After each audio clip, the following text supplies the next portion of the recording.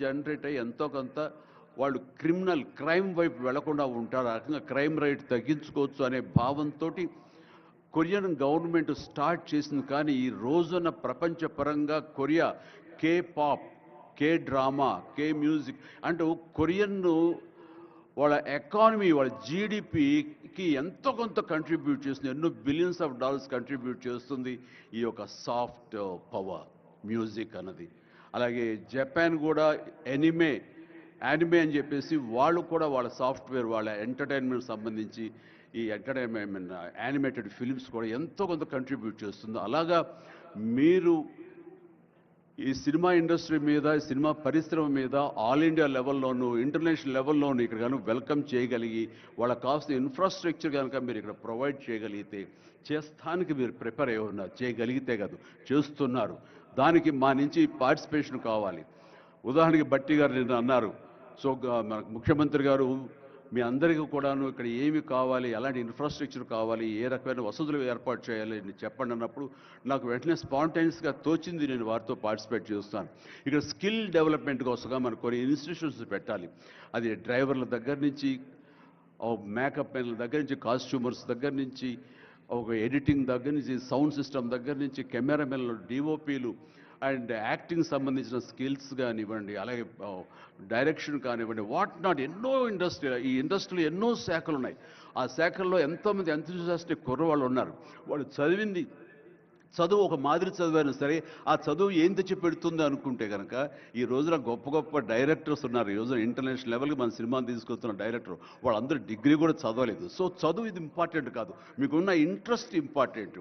ఆ ఇచ్చేటువంటి government of Telangana ఈ రోజున మనకి ఇస్తున్న ఈ అవకాశాలను సద్వినియోగపరుచుకుని మీరందరూ కనుక రాగలిగి ముందుకు వచ్చి ఈ యొక్క ఇన్ఫ్రాస్ట్రక్చర్ సంబంధించి వీళ్ళు ఇచ్చిన ఫెసిలిటీస్ని వినియోగించుకుంటూ స్కిల్ డెవలప్మెంట్ ముందు చేసుకోగలిగితే కనుక మీరు ఎక్కడికి వెళ్ళినా సరే, వాళ్ళు ఎంతోమంది వెబ్ సిరీస్ తీస్తున్నారు, అలాగే టీవీ సీరియల్స్ తీస్తున్నారు, సినిమాలు తీస్తున్నారు, పెద్ద సినిమాలు తీస్తున్నారు, చిన్నవి తీస్తున్నారు.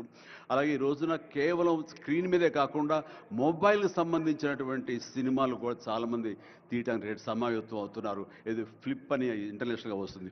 ఇప్పుడే మహేంద్ర గారు నాతో మాట్లాడుతూ ఈ వర్టికల్ సంబంధించిన ఫిలిమ్స్ 3 minutes నిడివి, అయితే 10 minutes మ్యాక్సిమం 10 minutes నిడివి ఉన్నటువంటి సినిమాలు మనం చేయగలిగితే అది ప్రతి వాళ్ళ చేతుల్లో ఉండి అది వాళ్ళందరూ ఎంటర్టైన్ చేయగలుగుతుంది. దానివల్ల ఎంతో ఎకానమీ మనం డెవలప్ చేయొచ్చు, ఎంతోమందికి ఉద్యోగ అవకాశాలు ఇవ్వచ్చు. నేను దాన్ని ఇనిషియేట్ చేస్తానంటూ మహేంద్ర గారు చెప్తూ వచ్చారు. సో ఇవన్నీ కూడా ఇది సాదాసీదాటువంటి కాదు. సినిమా ఏదో ఆడుతుంది, 2 రోజులు డబ్బులు తెచ్చి పెడుతుంది, వాళ్ళు ఏదో మిగుల్చుకుంటారు కోట్లు అంటే తేలిగ్గా చూడదు. దీని వెనకాల చూస్తే కనుక లక్షలాది మంది యూత్ ఈ అవకాశం సద్వినియోగపరుచుకుని అభివృద్ధిలోకి రావచ్చు, పేరు ప్రఖ్యాతులు సంపాదించవచ్చు.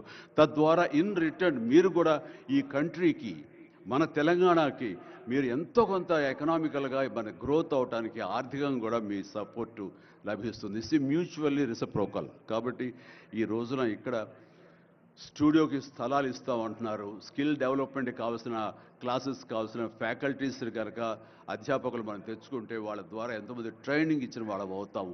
ఇది సద్వినియోగపరచుకోండి. దీని మీద మన ఇండస్ట్రీలో పెద్దలు కూడా సీరియస్గా ఆలోచించండి.